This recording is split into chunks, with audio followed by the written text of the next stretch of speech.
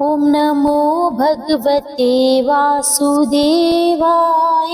ॐ नमो भगवते वासुदेवाय। वासुदेवाय कृष्ण देवाय।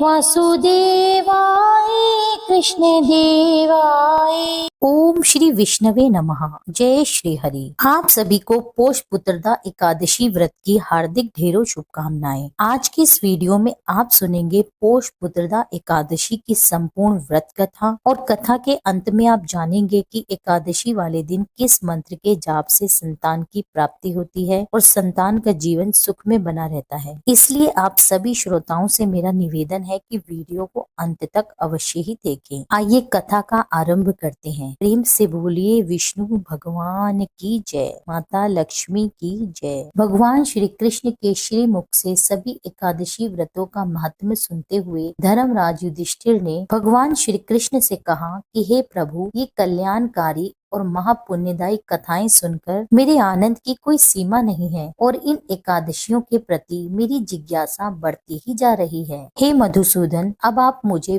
पोष पुत्रदा एकादशी की कथा भी सुनाने की कृपा कीजिए। इस एकादशी का क्या नाम है, इसके व्रत का क्या विधान है, इसमें किस देवता का पूजन किया जाता है और इस व्रत को रखने से किन फलों की प्राप्ति होती है। कृपया करके आप इन सभी का विस्तार पूर्वक वर्णन कीजिए। धर्मराज युधिष्ठिर की बात सुनकर भगवान श्री कृष्ण कहने लगे, हे धर्मराज, द्वापर युग के आरंभ में ही महिष्मती नाम की एक नगरी थी। उस नगरी में महाजीत नाम का एक राजा राज्य किया करता था। वह पुत्रहीन था, इसलिए वह सदा दुखी और चिंतित रहा करता था। उसे राज्य, सुख, वैभव सभी कुछ बहुत ही कष्टदायक लगता था, क्योंकि पुत्र की प्राप्ति के बिना मनुष्य को इस लोक और परलोक दोनों में ही सुख नहीं मिलता। राजा ने पुत्र प्राप्ति के लिए बहुत से उपाय किए, किंतु उसका हर उपाय निष्फल रहा। जैसे जैसे राजा महाजीत वृद्धावस्था की ओर बढ़ते जा रहे थे, वैसे वैसे ही उनकी चिंता भी बढ़ती जा रही थी। एक दिन राजा ने अपनी सभा को संबोधित करते हुए कहा,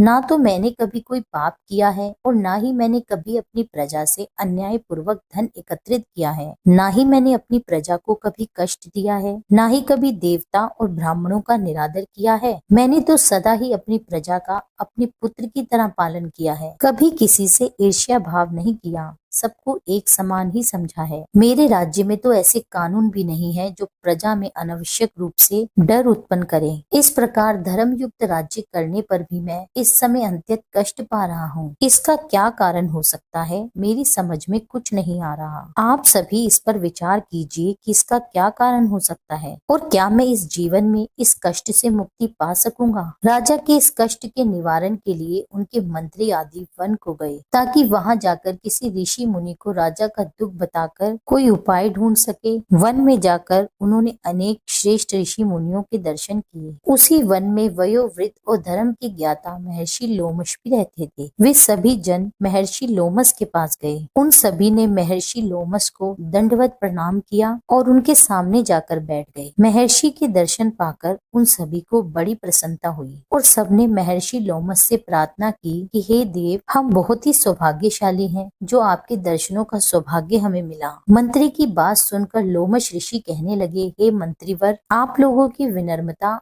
और सद्व्यवहार से मैं अति प्रसन्न हूँ। आप मुझसे अपने यहाँ आने का कारण बताइए। मैं आपके कार्य को अपने सामर्थ्य के अनुसार अवश्य ही करूँगा, क्योंकि हमारा शरीर ही परोपकार के लिए बना है। लोमश ऋषि के ऐसे मधुर वचन सुनकर मंत्री कहने लगे, हे ऋषिवर, आप हमारी सभी बातों को जानने में ब्रह्मा जी से भी ज्यादा समर्थ हैं, इसलिए आप हमारे संदेह को दूर कीजिए। महिष्मती नाम की नगरी के हमारे महाराज महाजीत बड़े ही धर्मात्मा और प्रजा पालक हैं। वह प्रजा का पुत्र की तरह धर्म अनुसार पालन करते हैं, किंतु फिर भी वह पुत्रहीन है। हे महामुने, इससे हिमालय राजा अंत्य दुखी रहते हैं। हम लोग उनकी प्रजा हैं, हम भी उनके दुख से दुखी हो रहे हैं, क्योंकि प्रजा का यह कर्तव्य है कि राजा के सुख में सुख माने और दुख में दुख माने। हमें उनके पुत्रहीन होने का अभी तक कोई कारण नहीं पता चल सका है। इसलिए हे मुनिवर, हम आपके पास आए हैं। अब आपके दर्शन करके हमें पूर्ण विश्वास है कि हमारा दुख अवश्य ही दूर हो जाएगा, क्योंकि महान पुरुषों के दर्शन मात्र से ही प्रत्येक कार्य की सिद्धि होती है। इसलिए अब आप हमें ये बताने की कृपा कीजिए, किस विधान से हमारे महाराज पुत्रवान हो सकते हैं। हे ऋषिवर, यह आपका हम पर और हमारे राज्य की प्रजा पर बड़ा ही उपकार होगा। ऐसी करुण प्रार्थना सुनकर लोमश ऋषि नेत्र बंद करके राजा के पूर्व जन्मों पर विचार करने लगे। कुछ क्षणों के बाद उन्होंने विचार करके कहा, हे भद्रजनों, आपके राजा का इस जन्म में पुत्रहीन होना उनके पूर्व जन्म के पापों का ही परिणाम है। आपका राजा पिछले जन्म में अत्यंत उद्दंड था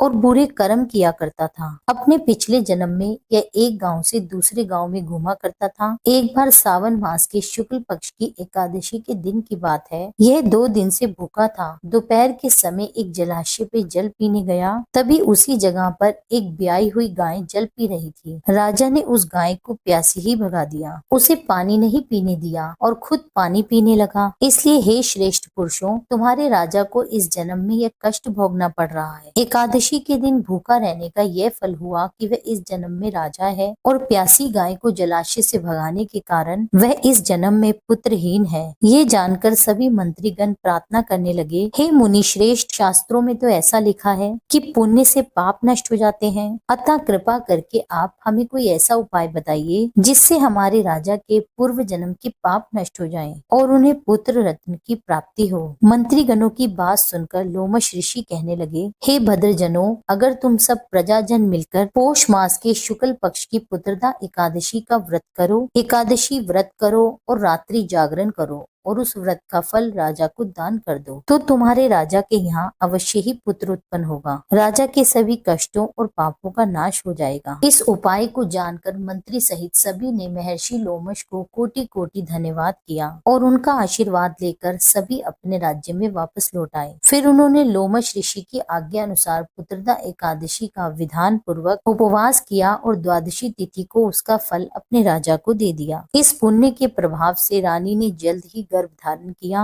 और 9 माह बाद एक अत्यंत तेजस्वी पुत्र को जन्म दिया। हे धर्मराज, इसलिए इस एकादशी का नाम पुत्रदा एकादशी पड़ गया। संतान प्राप्ति की इच्छा रखने वाले भक्तों को संयम पूर्वक इस व्रत को रखकर व्रत कथा अवश्य ही पढ़नी और सुननी चाहिए। हरे कृष्णा। ये एकादशी व्रत कथा यहीं पर संपूर्ण होती है। अब सुनिए संतान प्राप्ति मंत्र, जिसका आपको पुत्रदा एकादशी वाले दिन तुलसी की माला पर जाप करना है। ओम देवकी सुत गोविंद वासुदेव जगतपति देहि में तन्यम कृष्ण त्वाहम शरणम गतः। संतान के सुख में जीवन के लिए और संतान प्राप्ति के लिए पुत्रदा एकादशी वाले दिन इस मंत्र का जाप अवश्य ही करना चाहिए। आप इस मंत्र का जाप 108 बार कर सकते हैं। अब सुनिए तुलसी जी की आरती। तुलसा महारानी नमो नमो, हरि की पटरानी नमो नमो। कौन से महीने में बोई रानी तुलसा, तो कौन से महीने में हुई हरियाली नमो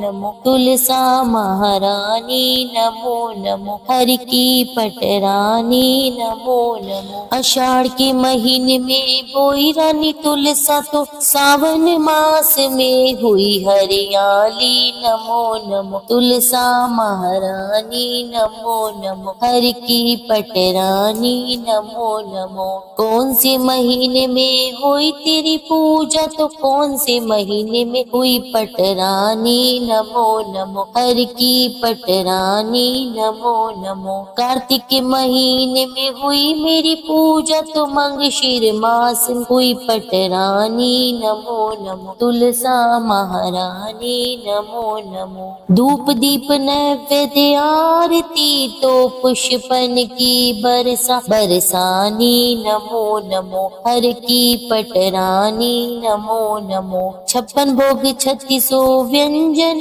तो बिन तुलसा हर एक न मानी नमो नमो। तुलसा महारानी नमो नमो, हर की पटरानी नमो नमो। जो कोई तुलसा को सवेरे गाए, श्री कृष्ण के दर्शन पाए। जो कोई तुलसा को दोपहर को गाए, तो श्री खीर खांड के भोग लगाए। जो कोई तुलसा माई सांझ को गाए, तो श्री कृष्ण जी को आरती उतारे। जो कोई तुलसा को आधी रात को गाए, तो श्री कृष्ण जी के चरण दबाए। नमो नमो तुलसा महारानी नमो नमो, हर की पटरानी नमो नमो। तुलसी माता की आरती के साथ आज की ये वीडियो समाप्त होती है। मिलती हूँ मैं आपसे एक अगली वीडियो में। अगर ये वीडियो आपको पसंद आई हो तो इस वीडियो को पहले की वीडियो की तरह ही अपना स्नेह दीजिए और मेरे चैनल को सब्सक्राइब कर लीजिए। मिलती हूँ आपसे एक अगली वीडियो में, जब तक के लिए जय श्री राधे।